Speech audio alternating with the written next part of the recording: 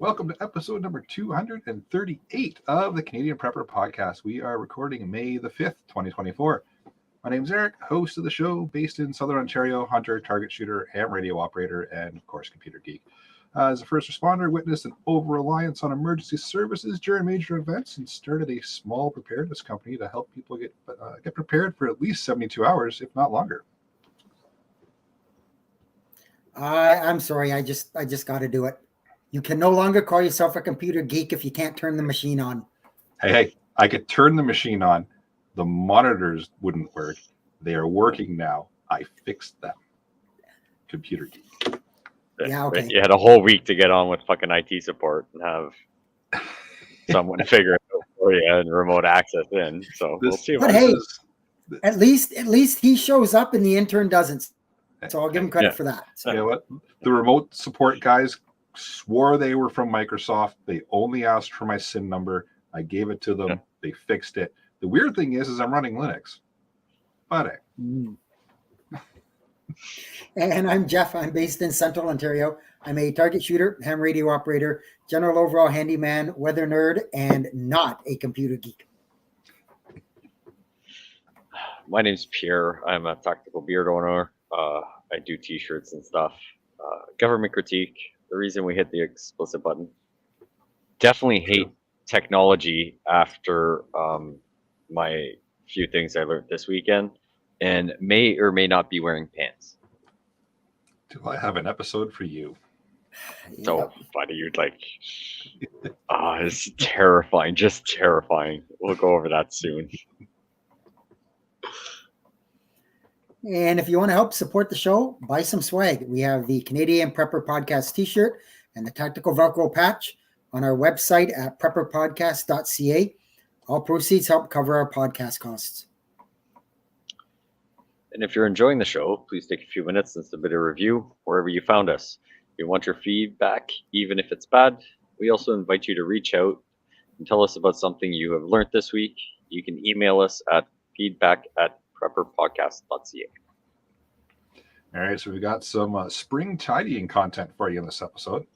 Well, let's start off with some relevant news articles. We'll update you on what we've done for our personal prep since the last episode.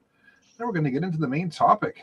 It's springtime, so time to switch around some preps. All right, so first thing off is, I guess at least in Canada, I'm not sure about our U.S. friends, but this coming week is Emergency Preparedness Week. So you may find your local fire departments or emergency management maybe doing some displays or some seminars or something. Sometimes I've heard they give away like smoke alarms, stuff like that. So if there's something in your area, go check it out. You never know what you might find, and you might get some good information. Isn't every week Emergency Preparedness Week? It is on Sunday nights.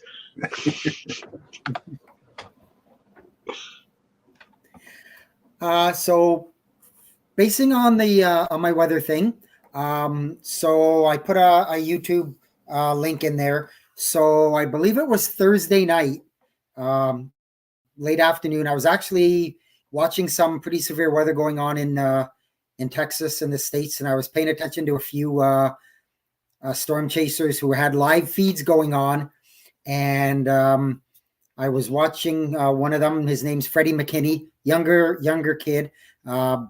His dad, who wasn't with him, but his dad's been at it for a long time. Anyways, he's following the tornado. You can watch it live. He's, not even a half a mile from it. You can clearly see that it's picking up debris, shingles, whatever. Looks like it's kind of maybe hit a house. He goes down, turns into the driveway, and the family is running down the driveway, carrying their young son who is bleeding profusely from all over the place. He whips them into his vehicle and boogies them off to the hospital, and everybody survived. I seen the kid. He's got some pretty good injuries, but everybody's alive, breathing, talking, whatever. So kudos to him for being there. And it's funny, a lot of those storm chasers are are also search and rescue trained. It just, I mean, it goes with saying, if you're going to be chasing tornadoes, you're probably going to find damaged buildings, damaged. So, a lot of them are volunteer firefighters and they deal in search and rescue and stuff. So it was horrifying to see on his live feed, but then again, it was a good thing to see too. So kudos out to him. And my second article, you never really know when the first aid training is going to be needed, right? Absolutely. Yep. And following again on the weather thing, Texas, especially around the Houston area, they've had several days and rounds of pretty severe thunderstorms. Like I said, that tornado was near Abilene, so it's a bit of a way away, but not that far. And they can't keep up with the rain now. They're getting a lot of serious flooding. There's millions of them are under flood watches. There's been a lot of water rescues and stuff like that. So again, training, you never know what's going to happen. And always have a paddleboard on standby. Maybe two, right? Yeah, maybe two. Okay. Awesome. All right, let's move into what we've done lately for preps. Let's kick off with Jeff. Me again? Like, come on. I know, right? Yeah. So much talking from Jeff. Yeah, I know. I was going to say I didn't do a lot in the writing part of it, but I did a lot of work. I did a lot of yard work, a lot of cleaning up, spring cleaning, as we're going to talk about. Did some more work on getting my firewood in for the upcoming seasons. And yeah, that's about it. I noticed you said seasons there, as in multiple. That's good. Well, I already have my wood for next year already, so I'm working on 2 winters from now. So, but I probably have more wood than I would even need for that. So there's nothing wrong with having seasons of wood. It's almost like you're prepared or something. It's almost like you've done this once or twice. Weird. You never know. For myself, tons and tons of travel for work, been all over the place. So did the typical OPSEC stuff for new city, new hotels, all that, kind of map out the hotel, map out the area that I'm in, kind of get comfortable with it. So that was interesting. A whole new city and location I've never been to before. So, and then when I got home, learned a new skill. I've been saying I was going to do some reloading and finally did it. Made some 9mm, and shocking, they went bang and not like blow up the gun bang. It was good. Yeah. I mean, did you test all the loads you posted pictures of? No, I did not. Okay, that's why the gun didn't blow up then. Yeah, yes. I may have posted some initial pictures of my first, 15 or so. I was like, this doesn't look normal to me, but I've never done this. So I asked the brain hive of the panelist crew, and the first few I made were a little crunchy, squishy, accordion. Over crimped? Yeah, no, not even over crimped. Just too much muscle. I've been going to the gym too much, I guess. Yeah. No, you just didn't relax the throat enough. Yeah, that's exactly it. Yeah. Don't forget to cup the balls. I know. Yeah. But so it was good. I was happy that they actually worked. Yeah, that's always nice when that works and it doesn't cause a giant disaster. Like the first time I reloaded and stuff, I was like, is this gonna work? Like safety squint and just squeeze the trigger and yeah. So it's always nice when that works out. As for me, well, we finally got our sewage problem figured out and the water. Well, I mean, they upgraded water as they were doing sewage. We had some issues a little while ago when we moved in. Our front pipes were being crushed because they had non-corrode sewage pipe coming out of our house, which is literally just like tar paper rolled up. So it was all crushed and everything. And then when they opened that up, we're going to replace your water main. So they changed that live. So they washed half the house because that had a bunch of pressure. Replaced a bunch of piping on the city. Thankfully, all the extras were on the city's side and not my wallet side. So that was nice. So that's good. Yep. And then we went and checked out a new store yesterday while we were in Ottawa, because daughter's getting into doing a little bit more hiking and camping with Girl Guides at least, and also good for us as well. Well, the giant dilemma everybody has with kids is, do you spend good money on boots that they're going to wear a few times and then outgrow in next to no time? So we tried out a new store, Decathlon, that was recommended.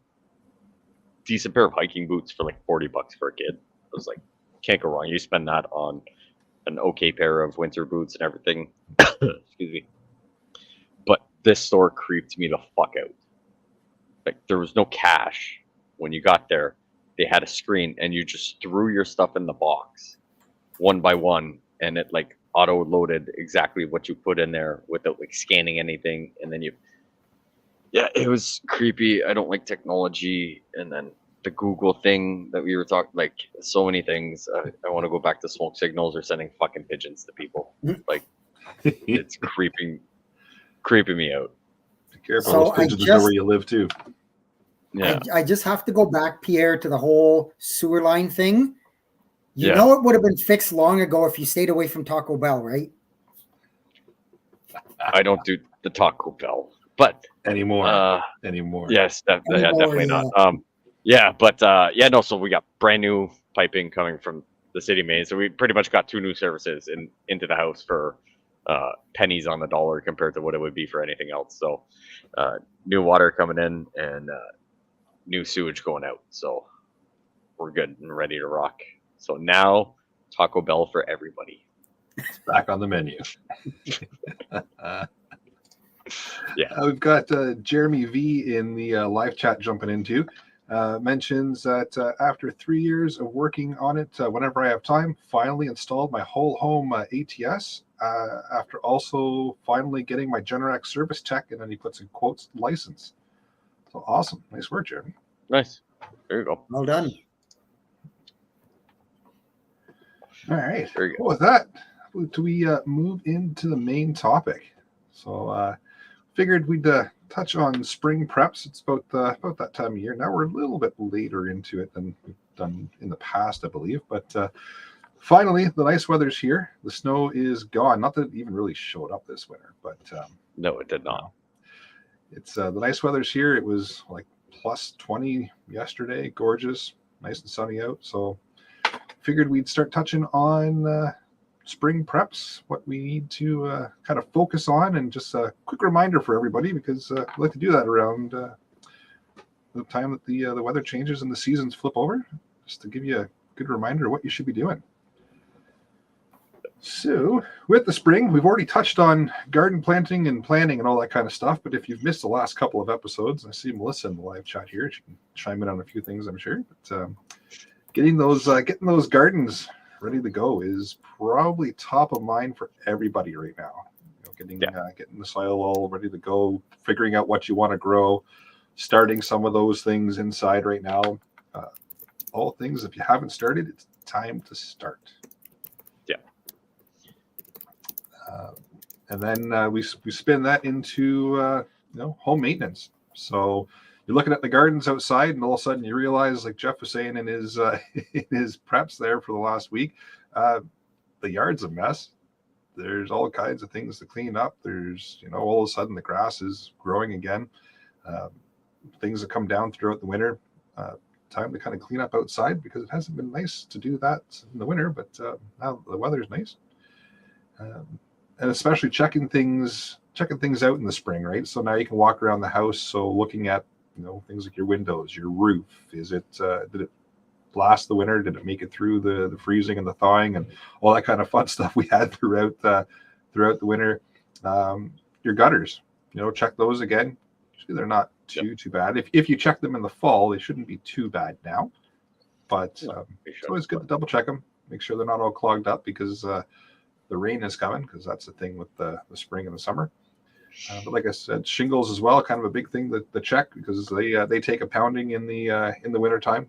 Maybe not so much this past one, but something you want to check out.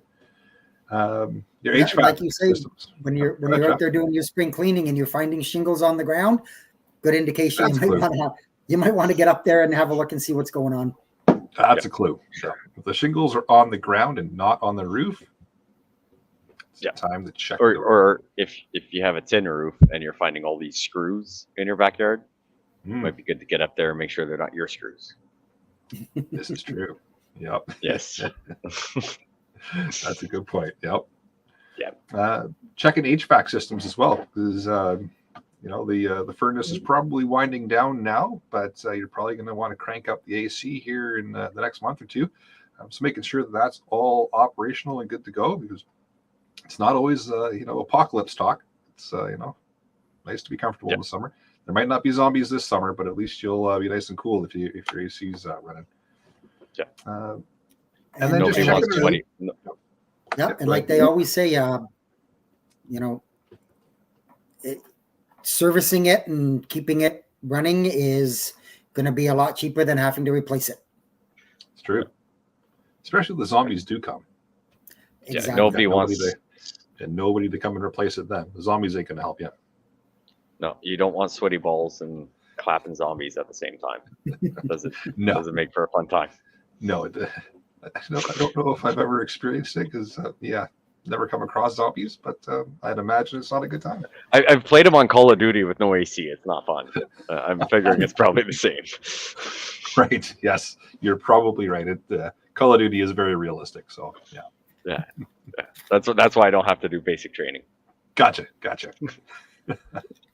And then another main thing you can do now is just even walk your property, just look for any damage that's happened as a result of heavy snow, freezing, thawing, all that kind of stuff. Now's the time to do it, because it's not too stupid hot out, but it's not too stupid cold. It's just about right to kind of do all that stuff outside and make sure that there hasn't been any major damage from the winter.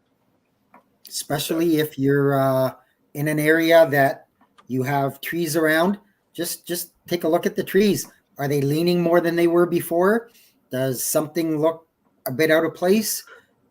Get it looked at before you are rebuilding your house, because you had some more damage than you were anticipating, shall we say. Yeah. And Jeremy in the live chat again's got a really good point. He had to clean out his roof vented laundry midwinter. Was getting flow codes, so good thing to check before the heat. That's always a good thing to check. Yeah, anytime kind of walking the property, depending on where the vent is. It sounds like his is from the roof, so that might be a little bit trickier to check on the regular when you're outside. I know mine's not on the roof; it's just out the side of the house, so I can check it fairly easily. But yeah, and that's can create a fire hazard as well if it's not cleaned out regularly or watched and maintained. So great point, Jeremy.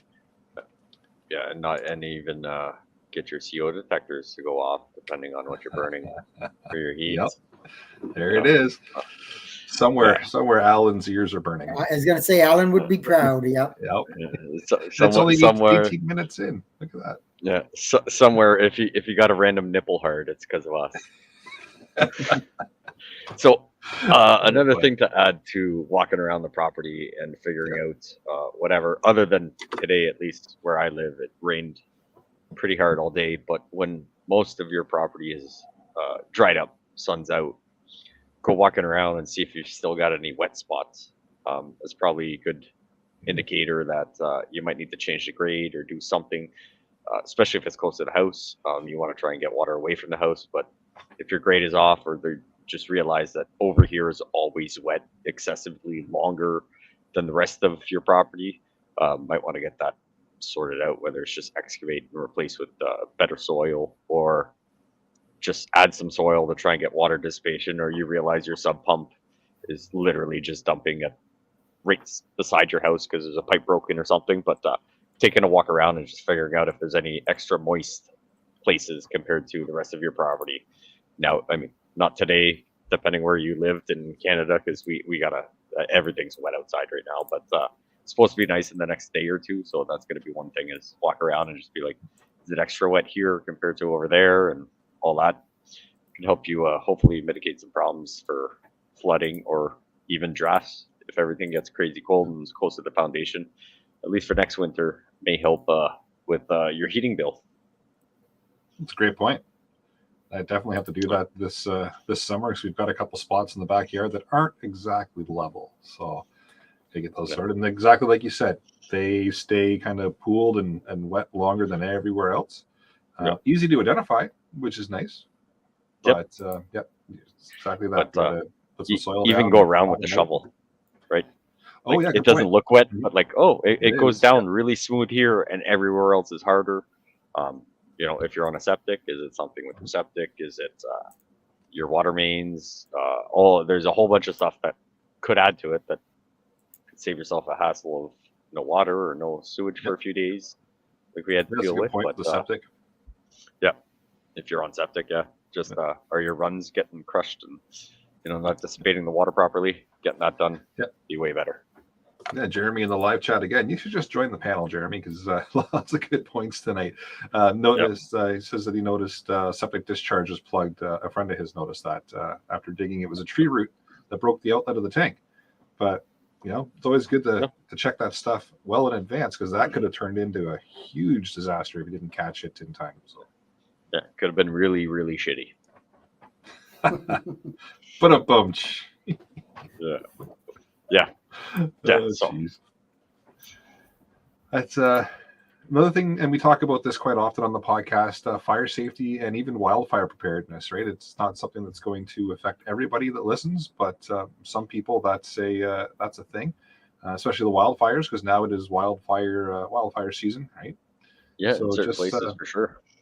Getting ready for that, because the season's actually already started as far as I know. There's already a couple of fires going in Canada, so it's just being prepared for that. Go back and listen to some of the past episodes that we've done on wildfires and such, and we even did an episode with Hughes, which goes back quite a ways now, where he actually had the evac because of a wildfire right close to his area. So even listening to that to get an idea of timings and how fast things actually happen, great idea to do, because you might find yourself facing a wildfire, or even just fire safety in general is always good. And we already touched on it at the 18-minute mark about the CO and all that kind of stuff. But I figured I'd throw another one out there for Alan, just in case he didn't get the first carbon monoxide. But checking those out is always good, and getting a plan together, right? And then water management, because with summer comes droughts, right? It's going to happen. It may not affect you directly. It may. Again, all depends on the area that you're in, but have something ready to go in case you do end up with that drought, or that if you're on municipal water or similar kind of setup, where they can possibly restrict how much water you can use because there's a drought going on. Have some stuff set up and ready to go for that. Some rain barrels, irrigation systems for your gardens. Any kind of leaks in your hoses, your sprinkler systems, like checking all that kind of stuff out as well. If you are going to be watering your grass and such, getting that all ready to go is definitely a thing. Or even for watering your gardens and getting those all going as well, right? All good things to check. Yes, actually, we're getting a rain barrel, I think, later on this week. Nice. One of those big ones there. They had a crazy good sale for some reason at the daughter's school. They had this fundraiser. We got the big square tote for like $175. Nice. Yeah, which is a pretty good deal. So we're gonna pick that up and set that up in the back. Try and get some water away from the foundation in the back corner. So hopefully that'll help. That's the thing. You don't want water in the foundation. It's not good. No. Or anywhere near it. Nope. Oh, nope. Definitely not. Outdoor recreation is going to be a thing, right? So, if it could be a thing in the wintertime too, but more so in the summertime, people tend to get out, go out camping, go out on the trails, get the bikes out, get the boats out, get all those kind of things where you're outside enjoying the weather.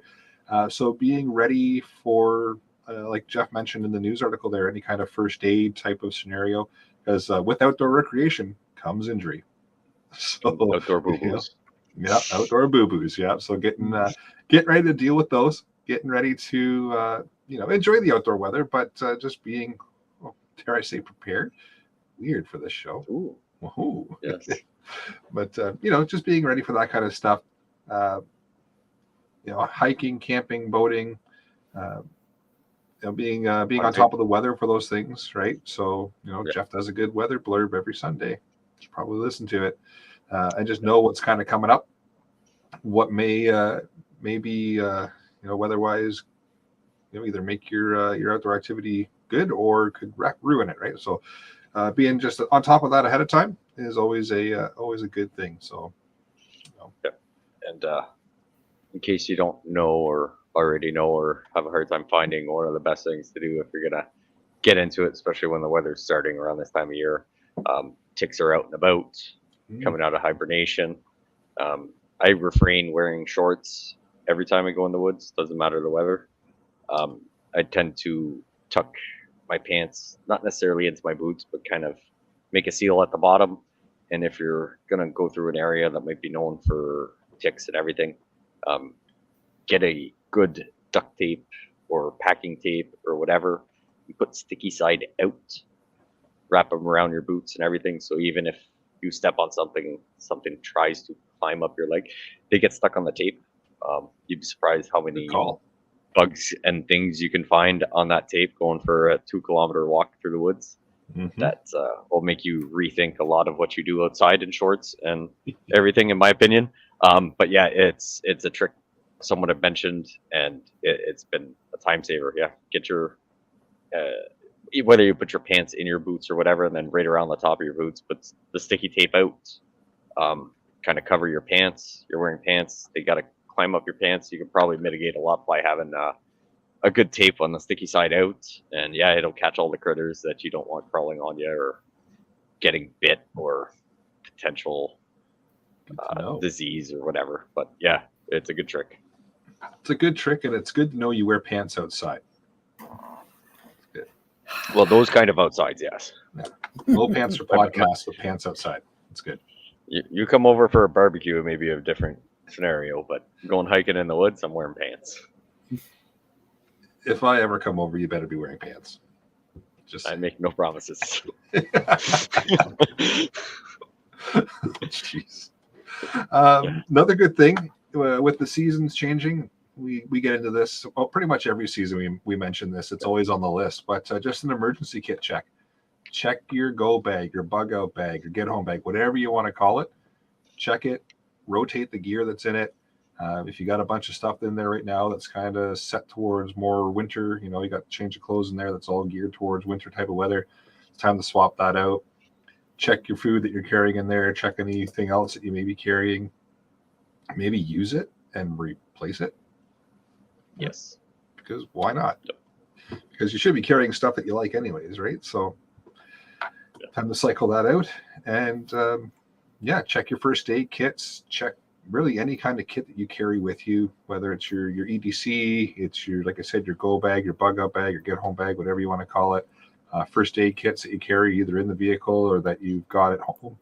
It's time to check them out, cycle out anything that's old or you're kind of questioning its reliability on. Time to cycle it out, and get it ready for those outdoor ouchies like we mentioned.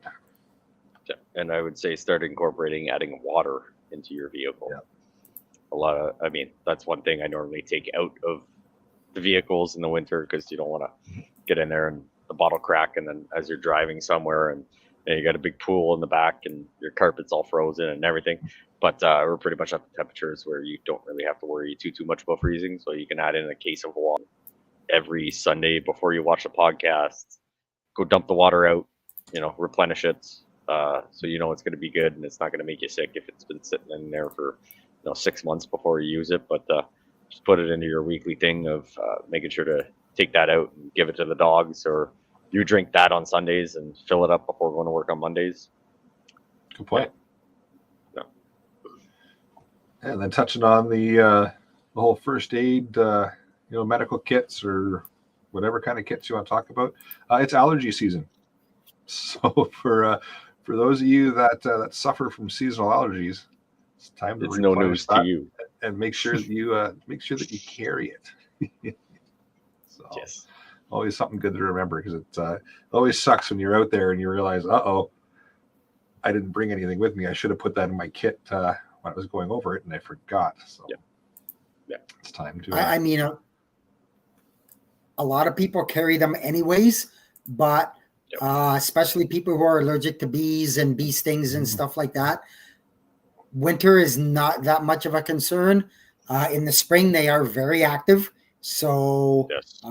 if you are allergic or you know somebody who is, now's the time to check your EpiPens, replenish them if they need to be, know where they are, remind your friends and family how to use that EpiPen on you should something happen and you can't do it yourself.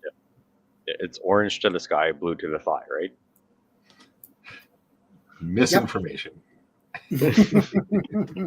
Right, but Reverse it. yeah, Reverse it. Oh, okay, yeah, okay, that makes sense. Yeah, blue yeah, to the right, sky, but orange to the thigh. Right. yeah.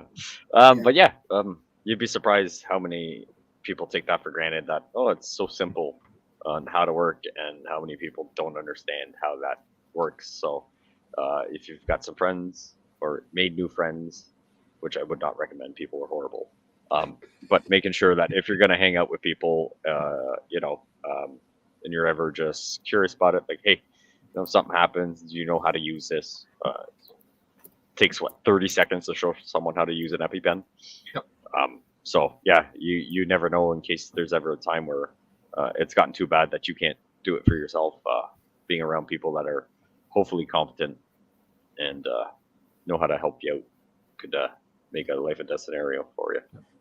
It's a great point. Or even just yourself, if you don't have anybody immediately in your friend group or family or whatever that has that allergy, just familiarizing yourself with how to use an EpiPen could save somebody else's life, right? Could be a complete and total random stranger that you don't even know, and you could stumble across that scenario one day and make the difference because you've pre-planned and know how to do it. Yeah. So, yeah, that's a good point in the EpiPens. 'Tis the season for sure. Yeah, I don't even know if it's a for sure thing, but I'm pretty sure if you went to a clinic, pharmacy, sorry, and they're not crazy swamped, and you ask to talk to the pharmacist and just be like, I don't have this, but like, just in case, like, can you show me how to use this? I'm pretty sure they would be way more absolutely. They'll take the few minutes, show you how to use it just for your own information. If you're ever insured and you don't trust the used tubes. Yep. Could definitely. And while you're there, pick up some naloxone because it doesn't cost you anything. Because it's the season. It's always the season for naloxone, though. But right. But now you have a reason to be there, right? And you can spark up a conversation with them and say, "Hey, I also wouldn't mind learning about this while I've got your attention," right? And they're usually pretty helpful and most likely help you out. Yeah, that's a good point, though. Striking up a conversation with a trained professional that you can trust, because I wouldn't necessarily trust the guy that's got 6 naloxones on his back. Yeah. Yeah. We already kind of touched on pest control. That's another thing. They come out and they're out in the winter, but not as much as spring and summer, right? So the mice are on the move. The ants are coming out. The little bugger squirrels are all over the place now. They best stay away from my boat. And those little fucking flies that just like going in your eyes right now. I can't wait for a few weeks where they're a little bit bigger, but it just they love going through your eyes right now. 33 minutes. Yeah. Those little fuckers can die. Yeah, they can. They've been they're outside all day today, and they were everywhere. You go from the little Natsiums to the black flies up north that can carry you away. Mm-hmm. Yeah, the ones that they rip your arm off and you got to chase them down while putting a tourniquet on. It's weird. Oh boy! And then where would we be? Go ahead, Pierre. Well, I was just looking at pest control. If you've got crawl space, basements, you've got your shelving that you keep all your supplies. It'd be good maybe not to tear down your shelving, but look behind there and see if there's any new bugs, new wet spots.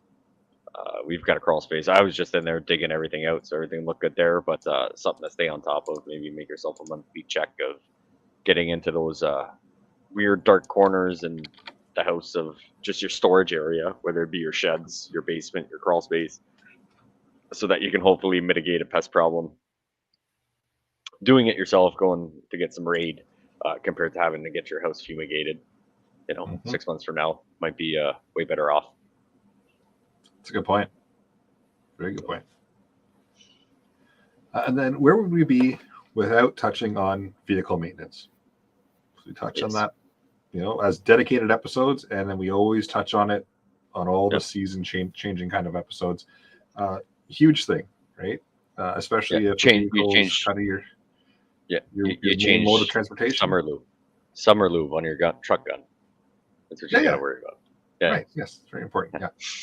Yeah. And that summer blend of gas versus the winter blend, Yes. right? Yes. Yes. And the air in your tires. Oh, yeah. Mm-hmm. Yes. Yep. Need that summer air. Yeah. And your blinker fluid, because it evaporates more in the winter than in the summer, so it's better off to do it in the summer. Freezes in the winter, so you drain it, right? You got to top it back up in the summer. Yeah. Oh, yeah, I guess. So stuff like that, obviously, checking your tires, important, right? It's probably time to switch over from those winters to your all seasons, if that's a thing you do. Tire pressure is obviously something important to keep an eye on. Fluid levels, like we said, because that blinker fluid, you got to change that. Right? That's great, especially with the Beamer. Yep. Oh yeah. It takes like the extra expensive stuff too, right? So, windshield wipers, obviously something to check because they've taken quite the beating in the winter with all the ice and freezing and all that kind of fun stuff.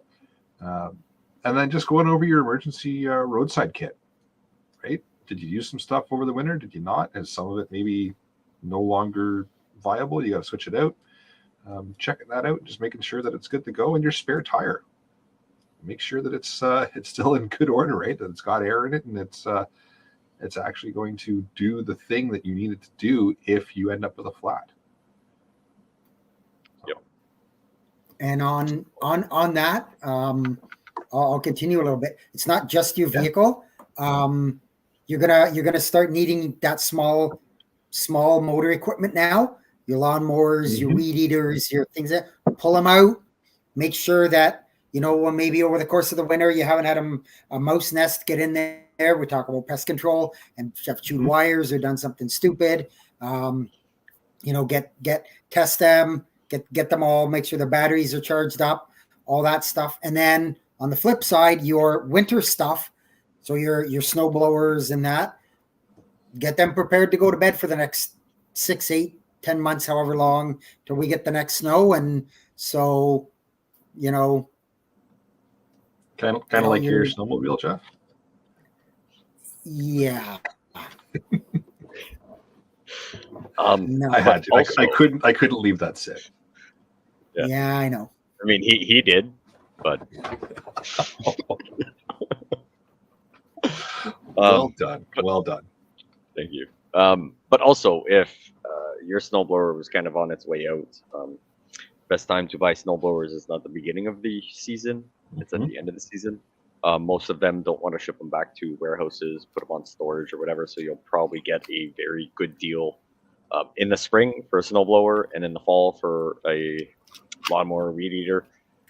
So yeah, maybe if it's that time where it's just like, man, this thing's on its way out, if you can hold on to it, make it last for the season, and get a brand new one in the spring and take it out of the box, but you can probably save a hefty few bucks on vice versa, right? Like whether it's your snowblower now or for next season for your weed eater or your lawnmower. That's a great point.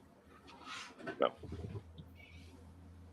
Or, I mean, the lawn ornament that you can also use when there is snow. That too. It's true. Melissa mentions in the live chat, undercarriage rust check. Good point. Yeah. Yep. Especially now that it's not stupid cold. Yeah, you'll get into some debates over that, whether some people are very passionate that you should do it in the fall. Other people are like, nope, you do it in the spring. There's very no, you do it in the middle of summer. Honest, it has to be above 30. I don't think there's a right or wrong answer as long as you're getting it done. I don't think there's a right or wrong answer, but some people can have their strong opinions on that. Yes, it's true. It's almost like grounding in ham radio. Just start all kinds of fights on the internet tonight.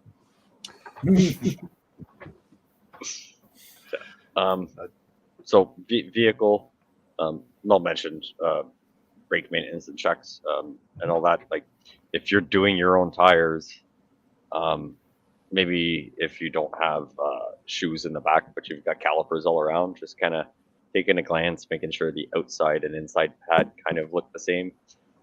Brakes tend to wear out on the inside way more than the outside. So taking a flashlight, looking at it, does everything look good? Or, does the inner pad have half the life of the outside? Either do it yourself, learn a skill, or, make an appointment to get that checked out before you plan to take that summer road trip or that. Just small little things, making sure there's nothing rattling, nothing looks broken as you're taking your tires off your summer's on.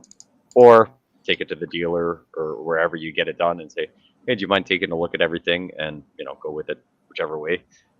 Whichever way you do it, obviously way better off than on the side of the road while you're trying to take a family trip and realizing your brakes are just shot because you didn't bother checking it prior to that.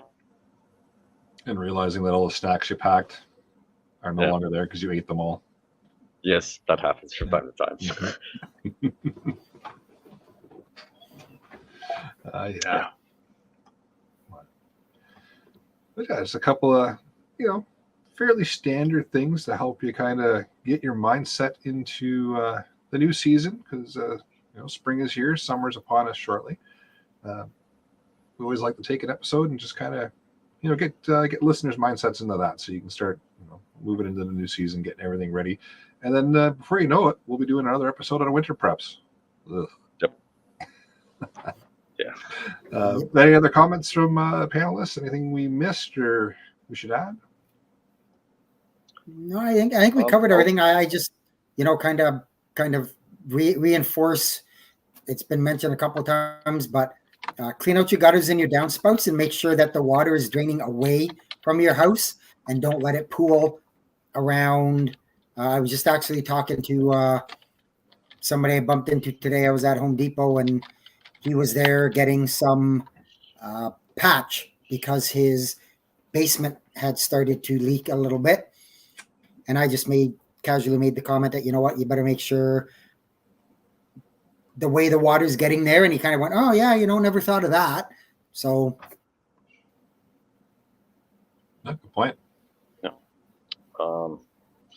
One thing we kind of vaguely went over, but I'll be a little more specific. If you've got kiddos or even yourself, you're camping, your summer stuff, your shorts, your summer shoes, your boots for hiking and all that stuff.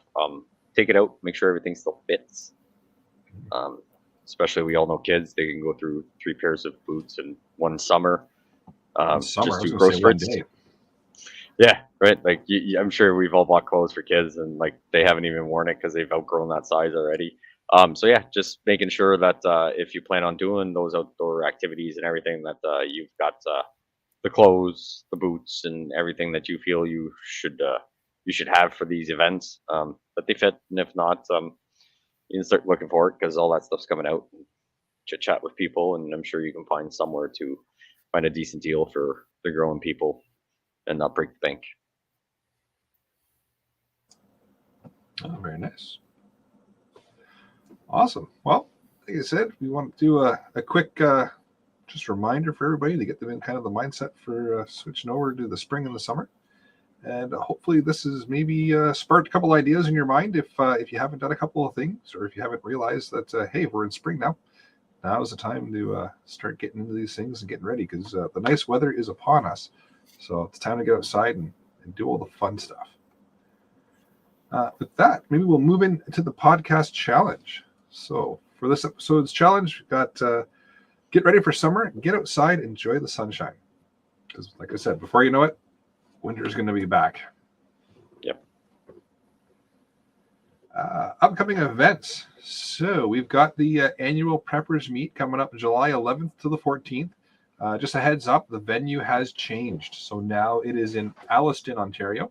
So there's going to be some people that are not happy about that, others that are happy about that. I don't know the reasoning as to why it's changed venues, but it has. So it's now Alliston. So come on out. If you haven't gotten your tickets yet, grab them at annualpreppersmeet.com and come out for a good weekend of fun and learning all kinds of new stuff. And yeah, it's always a good group of people. So, Jeff, you've got a weather blurb. I certainly do. So, as I kind of alluded to it in my couple of spots there in the news section, it's been a pretty active week in terms of severe weather, especially down in the deeper south of the U.S. Severe thunderstorms, tornadoes, floodings are and have been and are ongoing as the big concern right now. And it's not going to stop, actually. So for this coming week, probably looking at another multi-day severe weather risk starting tomorrow. Risks are going to be multiple strong, potentially long-track tornadoes, large to giant, or what they call gorilla hail, and severe and damaging winds all appear likely. So starting tomorrow, for areas that are going to affect a large amount of people, about 2 million people, in a stretch from Oklahoma City through Wichita and Kansas. They're at a level 4 out of 5 on the risk assessment for severe storms. So if you live in those areas, be aware. Tuesday, the threat level is going to shift a bit eastward into the Mississippi Valley and Ohio Valley region areas. They are a threat level 2 out of 5. Don't let that fool you. A lot of bad weather and tornadoes still come at low threat levels. If there's any kind of a threat level, bad weather can happen. And that's going to exist for areas, like I say, a bit more east. So we're talking Louisville, Nashville, Memphis, Little Rock, areas up to and along, like in around Cincinnati and Indianapolis. The main threat there will be damaging winds, but the potential for tornadoes and hail still exists. Wednesday, it's going to be in the same similar area. It's going to stretch a bit more south, so it's going to include the northeastern Texas and right through up into western Ohio. Daytime heating and humid conditions will help fuel the severe threat, especially in the afternoon and evening. Again, it includes large hail, damaging winds, and tornadoes. That's as far out as the National Weather Service, and that kind of goes with their prediction. After that, I still believe we're going to have active weather. A lot of the models are not in full agreement, so they haven't really put out a forecast yet, but I still think we're going to continue to see active weather. All of the ingredients are there. We've got a blocking high that's kind of sitting over the eastern U.S., and you've got the cold front and the dry, and what they call a dry line coming in from the west. And when those two clash, you get the active weather. So I still think it's going to happen. Presently, as we speak, today included, we had a tornado today, at least one I'm aware of. That being said, we've had 10 consecutive days of at least one tornado in the U.S., and I don't see that ending for at least a few more days. So again, if you're in any of those high-risk areas, be aware. And if you are not on our Discord, you should be. I do frequent updates on the weather part of it there, either the general weather or the tornado section for updates. I know, a few people have said, you didn't put an update for 2 days. Yeah, because nothing's happening. If I'm not putting an update there, you don't really need to be worried.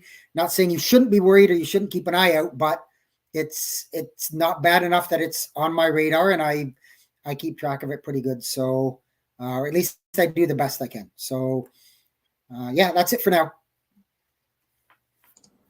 Awesome. I threw a link in the live chat there for everybody. If you are not on the Discord, follow the link and get onto it. There's all kinds of good conversations happening in there, including Jeff's weather updates. And it's just a great place to kind of hang out. And yeah, Ian's back as well. I think we mentioned that a few episodes ago, but it's always fun to I'm surprised he's still back, to be honest. I was going to say, if you do get into the Discord, make sure to send him a picture of your life straw out being used. He really enjoys those. So, All right. Well, with that, I'll bring episode number 238 of the Canadian Prepper Podcast to an end. You can find the podcast on iTunes, Spotify, or of course your favorite podcast app. I promise I'm going to get the episodes out here shortly. About 3 episodes behind as of today, getting them out audio version, but I'm doing that after the show. Please submit a review. It does help other people find us, and of course encourages the algorithm to, bump us up at least a little bit, maybe. And we do record these shows live on YouTube and Facebook. So if you want an early peek at the shows, please subscribe to our YouTube channel, Canadian Prepper Podcast, and click the notifications tab. That will give you an alert when we are going live. If for whatever reason you feel the need to reach out to me, it's feedback@prepperpodcast.ca. I might get the message to Jeff. Maybe. Yeah, maybe. You can find me off the wall customizing at Gmail or probably somewhere on the internet or on Monday nights on the other CPP Canadian Patriot podcast, why we discuss critiquing the government. Is a good idea. Awesome. Please check out Rapid Survival at rapidsurvival.com. You can get me there on the live chat, or you can also email me at feedback@prepperpodcast.ca. So thanks for joining us. Until next time, be prepared, stay safe, and keep learning.